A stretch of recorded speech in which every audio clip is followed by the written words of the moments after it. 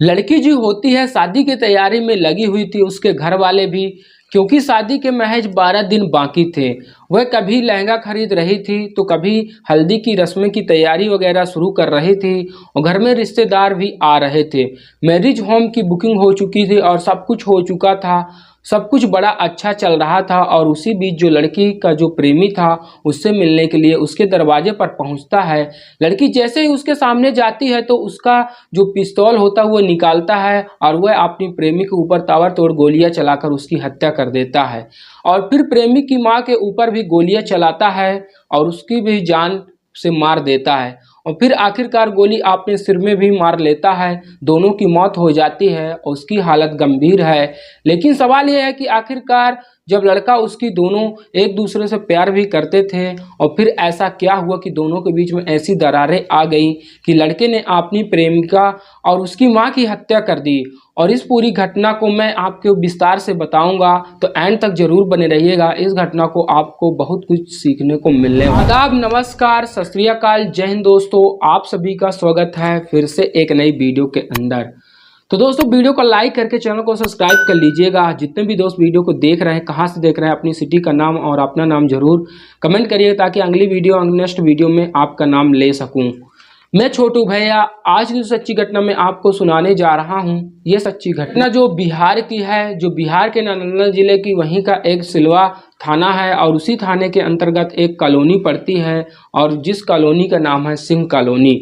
वही सिंह कॉलोनी के रहने वाले योगेंद्र राम जो 10 तारीख वाले दिन बड़े ही खुश थे और शादी उसके घर में शादी थी और उसी की जो बेटी है पूनम कुमारी, उसकी बारात आनी थी 22 तारीख को। जब 12 दिन के बाद 12 दिन पहले ही शादी की तैयारियां वगैरह करने लगते हैं और योगेंद्र राम 10 तारीख वाले दिन अपनी पत्नी फुटास देवी से बोलते हैं कि मैं आज बाजार जा रहा हूं, कुछ सब्जी वगैरह लेकर आऊँगा और चीज़ें लेकर आऊँगा क्योंकि रिश्तेदार आना शुरू हो गए हैं और रिश्तेदारों के लिए खाना वगैरह बनाना है और झालर वगैरह भी डालनी है और उसकी जो तैयारी है सब कुछ करनी है।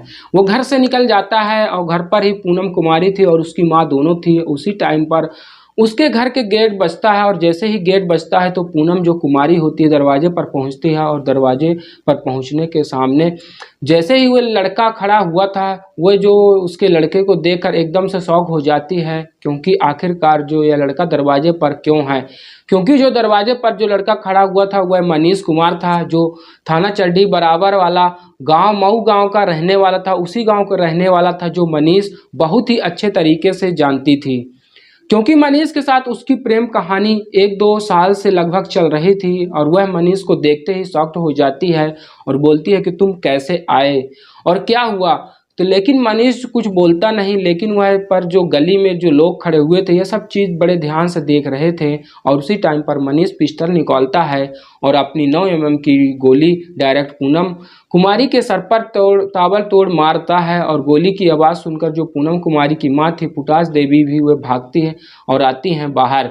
फिर और दूसरी गोली मनीष कुमार की मां के ऊपर मारता है और एक जो 2 गोली है मारता है। और उसके बाद जैसे ही वह लोग वहां पर भागते हुए आते हैं तो फिर वह अपनी पिस्टल से ही एक गोली खुद को मार लेता है और फौरन वह जमीन पर गिर जाता है। वहीं तीनों लोग घायल अवस्था में पड़े हुए थे। फौरन पुलिस को सूचना दी जाती है और दूसरी तरफ जो मोहल्ले वाले लोग तीनों को उठाकर पावपुरी मेडिकल कॉलेज लेकर पहुंचते हैं।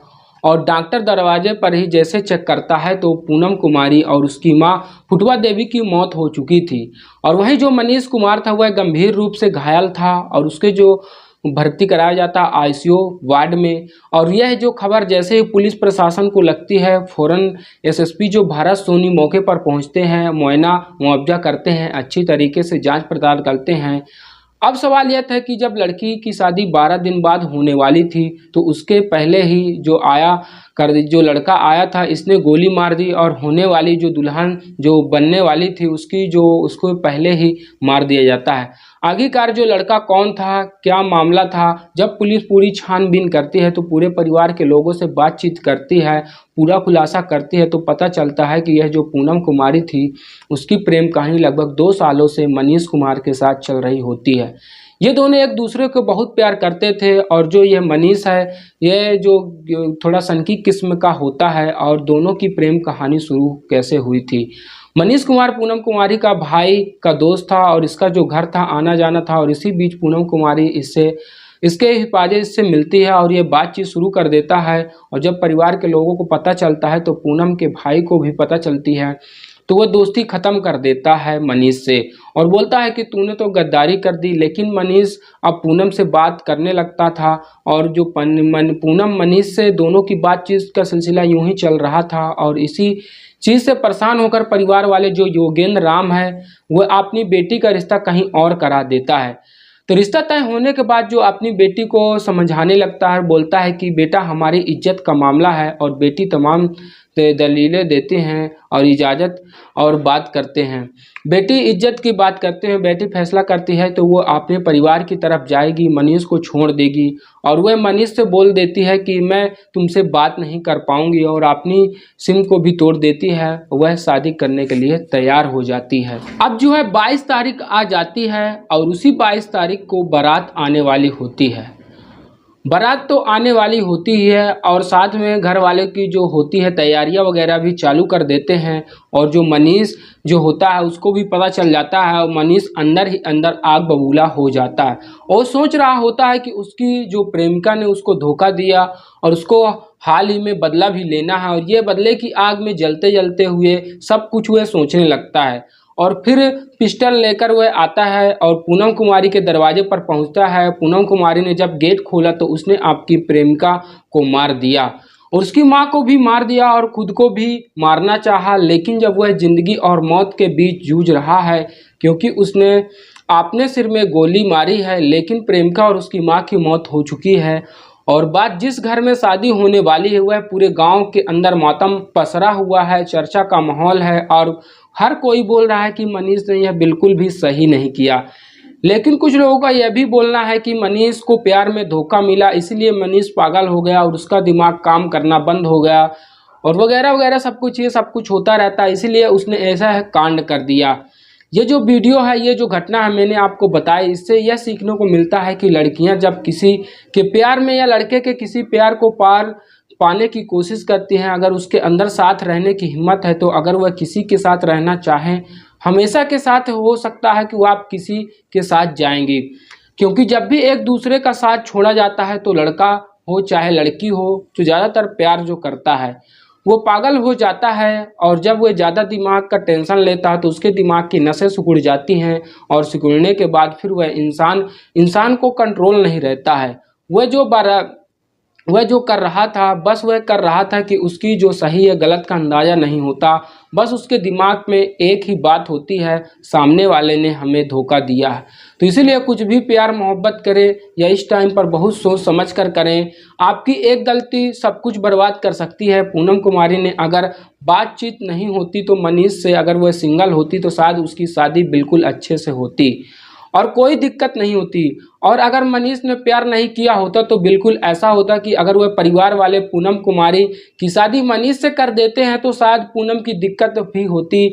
पूनम की मां जो फुटास देवी है वह भी नहीं मरती। और कहने को बहुत सारी चीज़ें हैं और बहुत सारे रास्ते हैं, लेकिन इंसान फिर भी गलत रास्ते चुनता है।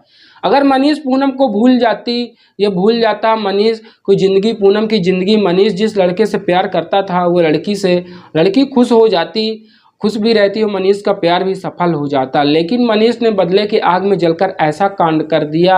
अब यह प्यार नहीं, सिर्फ एक दुश्मनी हुई, इसके प्यार का नाम नहीं दिया जाएगा। अब इस घटना को लेकर क्या बोलते हैं, कमेंट बॉक्स खुला हुआ ज़रूर बताइएगा। इस पूरे घटनाक्रम को सुनाना किसी को दिल को आहत पहुंचाना नहीं, किसी को दिल को ठोस पहुंचाना नहीं, बल्कि आपको जागरूक करना, आपको सचेत करना।